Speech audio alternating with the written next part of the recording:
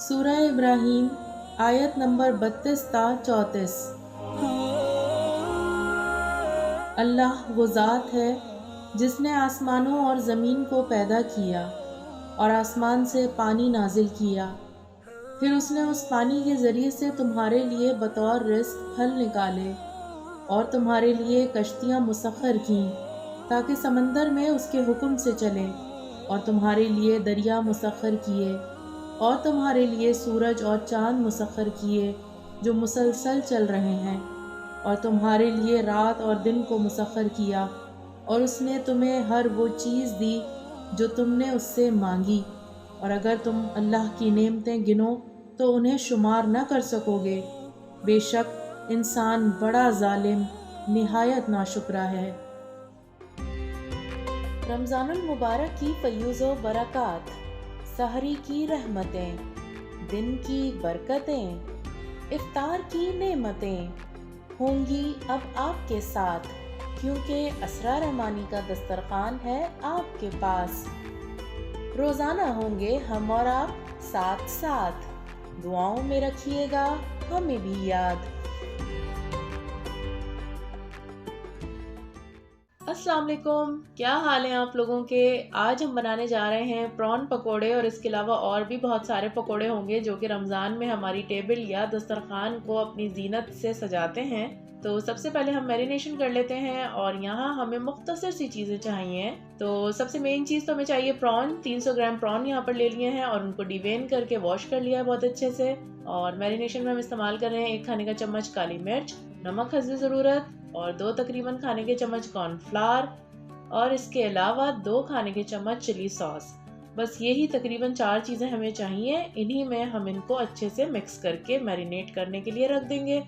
तकरीबन आपने 1 घंटे के लिए इनको मैरिनेट करना है ताकि तमाम चीज़ें इसमें अच्छे से अब्जॉर्ब हो सकें। उसके अलावा हमें चाहिए ऑयल डीप फ्राई करने के लिए, जिस तरह हम रेगुलर पकोड़े बनाते हैं।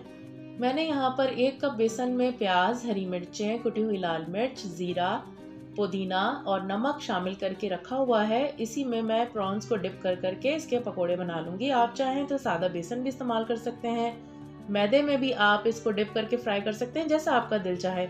लेकिन वक्त क्योंकि कम होता है आपके पास रमज़ान में, तो फिर मैंने एक ही बैटर बना लिया था और इसी में मैंने प्रॉन्स को डिप कर करके फ्राई कर लिया था। यकीन करें बहुत मज़े का बना। एक तो बनता है ना प्रॉन तंपूरा, उसके लिए बैटर बनता है मैदे का, तो वो एक अलग फ्लेवर देता है, और इस तरह से आप बेसन वाले मिक्सचर में इसको डिप करके बनाएंगे तो वो एक बिल्कुल ही डिफरेंट आपको फ्लेवर देगा। तो ये मीडियम टू स्मॉल साइज़ के प्रॉन थे, तो इन्हें 3 से 4 मिनट के लिए हमने बस फ्राई करना है। इससे ज़्यादा अगर फ्राई करेंगे तो ये ओवर कुक हो जाएंगे और बहुत ही च्यूई किस्म के हो जाएंगे, खाने में मज़ा नहीं देंगे। तो एक साइड अच्छे से फ्राई करने के बाद आप इसकी साइड चेंज कर दीजिए, और उसके बाद ये बहुत ही मज़े के क्रिस्पी प्रॉन पकोड़े तैयार हो गए हैं।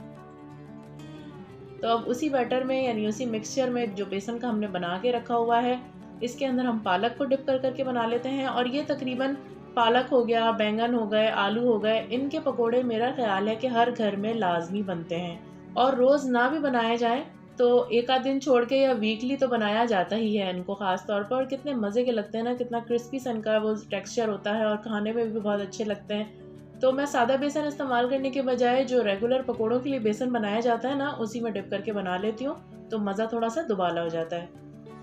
तो ये लीजिए, मज़ेदार से क्रिस्पी हमारे पालक के पकोड़े भी तैयार हो गए हैं। इनको हम निकाल लेते हैं और निकाल के साइड पे रख देते हैं ताकि इनका ऑयल निकल जाए। और अब बारी है बैंगन के पकोड़ों की। इनके मैंने थोड़े से थिक स्लाइसेस लिए हैं। बिल्कुल पतला ले लेते हैं ना तो इतना खाने में पता भी नहीं चल रहे होते, तो मैं थोड़े से थिक स्लाइसेस इसके काटती हूँ। और मज़े की बात आपको बताऊँ, मेरे घर में सब्ज़ी बिल्कुल शौक से नहीं खाई जाती, बहुत ही मुझे जतन करके खिलानी पड़ती है। मगर ये पकोड़े इतने मज़े के बनते हैं कि वो जो नहीं भी खाते ना, वो भी खा लेते हैं। तो अगर आप भी बैंगन और पालक वगैरह के लिए सादा बेसन इस्तेमाल करते हैं, तो इस दफ़ा मिक्सचर में तमाम चीज़ें मिलाकर फिर इन्हें डिप करके फ्राई कीजिए, और देखिए मज़ा दुबाला होता है या नहीं होता। और रमज़ान मुबारक बिल्कुल अपने अख्ताम पर है, और अब जो है बिल्कुल भी टाइम नहीं है कि मज़ीद आप लोगों के साथ रेसिपीज़ शेयर की जाएँ। रिकॉर्ड की हुई बहुत सारी रखी हुई हैं, तो उनको हम टाइम टू टाइम आपके साथ शेयर करेंगे। तो अब बारी है क्रैकी रोल्स का सोल्यूशन निकालने का, जो कि बहुत ही आसान सा है, और आइए आपके साथ शेयर करते हैं। 2 तरीके मैं आपको बताऊंगी। पहला तरीका ये है कि डायरेक्टली आप अंडा फेंटें नमक और काली मिर्च वगैरह डालकर, और उसमें डिप कर करके इनको फ्राई कर लीजिए। अगर आप वैसे ही क्रैक्स समेत ही इनको फ्राई करेंगे ना, तो उन क्रैक्स के ज़रिए ऑयल अंदर चला जाएगा और वो फिर बहुत ज़्यादा ऑयली हो जाएंगे अंदर से। तो ये बेहतरीन तरीका है कि इस तरह से आप अंडे की कोटिंग कर दें हर तरफ से, तो फिर ऑयल अंदर नहीं जाएगा और क्रिस्पी आपके रोल फ्राई हो जाएंगे, जैसे कि आप देख रहे हैं। तो आपने मेरी रेसिपीज़ देखी होंगी रमज़ान प्रिपरेशंस वाली, अगर नहीं देखी तो आप जाके देख सकते हैं कि मैंने किस तरह से इनको सेव करने का, स्टोर करने का तरीका बताया है। लेकिन ये कुछ रोल्स शायद इनमें हवा लगी या सही से एयर टाइट नहीं हो सके, तो ये बहुत ज़्यादा क्रैकी होगा। और फिर अब बहुत दिन भी गुजर चुके हैं, ऑलमोस्ट महीना होने वाला है। तो ये 8-10 रोल्स थे जिनमें क्रैक्स आ गए थे, तो मैंने कहा कि चले आप लोगों के साथ ये टिप भी मैं शेयर करती चलती हूँ, क्योंकि इनको हमने ज़ाया तो करना नहीं है। और अब हम चलते हैं सेकंड टिप की जानिब, और यहाँ हमें चाहिए इसके लिए ब्रेड क्रम्स, अंडा फिटा हुआ, उसमें आप काली मिर्च और नमक डाल दीजिए। और रोल्स तो आपके सामने हैं, ये देखें किस कदर इसमें क्रैक्स हैं और अच्छी खासी लगता है इनको, फ्रीज़र की हवा लगी हुई है। तो आइए इनका हल निकालते हैं। इन्हें हम क्या करेंगे कि पहले अंडे में डिप कर लेंगे, ये देखें आप कितना क्रैक है ना, अच्छा खासा। और उसके बाद इसे ठीक से हम क्रम में लपेट लेंगे, हर तरफ से बिल्कुल अच्छे से हमने पैक कर देना, कहीं गुंजाइश नहीं छोड़नी है।